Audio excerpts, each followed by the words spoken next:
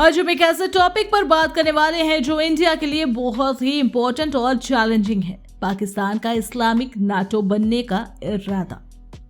पाकिस्तान ने रिसेंटली एक प्रपोजल दिया है जिसमें वो मुस्लिम कंट्रीज को एक मिलिट्री अलायंस बनाने को कह रहा है जो बिल्कुल नाटो जैसा होगा।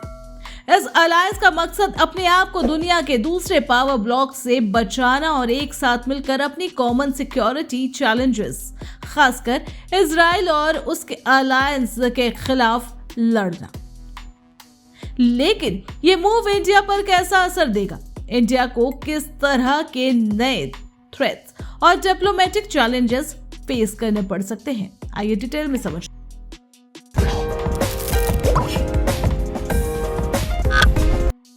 इस्लामिक नाटो प्रपोजल क्या है? पाकिस्तान का डिफेंस मिनिस्टर ख्वाजा आसिफ ने सितंबर 2025 में दोहा के इमरजेंसी अरब इस्लामिक समिट के बाद ये प्रपोजल ऑफिशियली रखा। उन्होंने कहा कि मुस्लिम नेशन को एक ज्वाइंट सिक्योरिटी फोर्स बनानी चाहिए जिसमें अगर किसी मेंबर पर अटैक होता है तो सब मेंबर मिलकर रिस्पॉन्ड करेंगे, बिल्कुल नाटो की तरह। इस अलायंस का हेडक्वार्टर कैरो में एक हो सकता है और इसमें इजिप्ट, टर्की, ईरान, इराक जैसे बड़े कंट्रीज भी इंटरेस्टेड हैं। Defence cooperation, intelligence sharing, joint operation और इकोनॉमिक प्रेशर इस अलायंस के कमजोर कंपोनेंट होंगे। अमेरिका इस अलायंस को मुस्लिम कंट्रीज का एक प्रोटेक्शन शील्ड बनाना चाहता है, स्पेशली इजराइल के कतर पर अटैक की वजह से।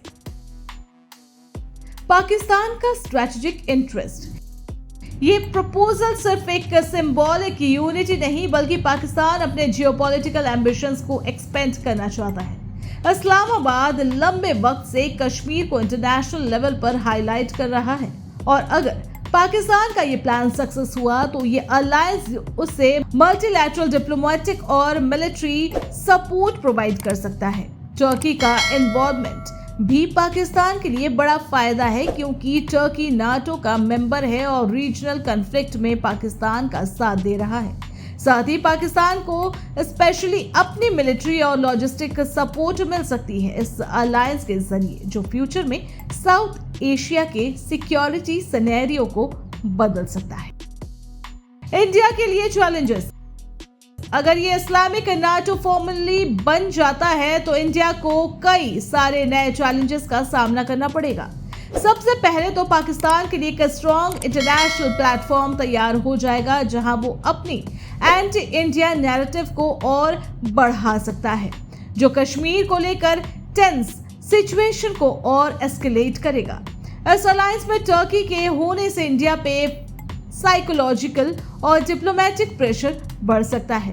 इसके अलावा इंडिया के मिडिल ईस्ट की कंट्रीज के साथ रिलेशनशिप को भी रिस्क हो सकता है क्योंकि कुछ मुस्लिम कंट्रीज जिनके साथ इंडिया के अच्छे टाइज हैं उन पर इस अलायंस का इफेक्ट पड़ सकता है। इंडिया के सिक्योरिटी को थ्रेट होने के पॉसिबिलिटीज भी बढ़ जाएगी, स्पेशली अगर कोई क्रॉस बॉर्डर टेररिज्म बढ़ाता है। रीजनल और ग्लोबल डायनामिक। यह अलायंस मिडिल ईस्ट और साउथ एशिया के सिक्योरिटी मैप को रिस्ट्रक्चर कर सकता है। इजराइल के कतर पर स्ट्राइक के बाद मुस्लिम कंट्रीज में सॉलिडरिटी और मिलिट्री कोऑर्डिनेशन बढ़ रही है जो रीजनल पावर बैलेंस में मेजर चेंजेस ला सकता है। लेकिन कुछ बड़े मुस्लिम नेशन जैसे सऊदी अरेबिया, यूएई और इजिप्ट जिनके साथ इंडिया के अच्छे रिलेशन है वो शायद ऑफिशियली इस अलायंस को सपोर्ट ना करे जिससे इसकी पावर थोड़ी लिमिटेड हो सकती है। फिर भी पाकिस्तान टर्की की पार्टनरशिप इस अलायंस को ग्लोबल लेवल पर एक स्ट्रॉन्ग इन्फ्लुएंस दे सकती है और इसका इफेक्ट इंडिया और उसके स्ट्रेटेजिक पार्टनर पे जरूर पड़ेगा। इंडिया का क्या रिस्पॉन्स होना चाहिए? इंडिया को इस नए अलायंस के फॉर्मेशन से अलर्ट रहना होगा और अपने डिफेंस और डिप्लोमेसी को और मजबूत बनाना होगा। इंटेलिजेंस शेयरिंग नेटवर्क को एनहांस करना, काउंटर टेररिज्म ऑपरेशन को एफिशिएंट बनाना और अपने मिडिल ईस्ट के साथ इकोनॉमिक और स्ट्रेटेजिक टाइज को डाइवर्सिफाई करना बहुत जरूरी होगा। साथ ही इंडिया को ग्लोबल डिप्लोमेटिक फोरम में अपनी आवाज को और मजबूत करना होगा ताकि वो इस अलायंस के रीजनल चैलेंजेस का सामना कर सके। इंडिया अपने स्ट्रैटेजिक ऑटोनॉमी मेंटेन करके अपने इंटरेस्ट के हिसाब से अलायंस बनाएगा और अपनी सोवरेनिटी प्रोटेक्ट करेगा। तो ये था एक डिटेल्ड ओवरव्यू पाकिस्तान के इस्लामिक नाटो प्रपोजल का और इसका इंडिया पर क्या इम्पैक्ट हो सकता है। ये एक ऐसा जियोपॉलिटिकल चैलेंज है जिसमें रीजनल पॉलिसीज, रीजन और मिलिट्री अलायंस सब मिक्स है।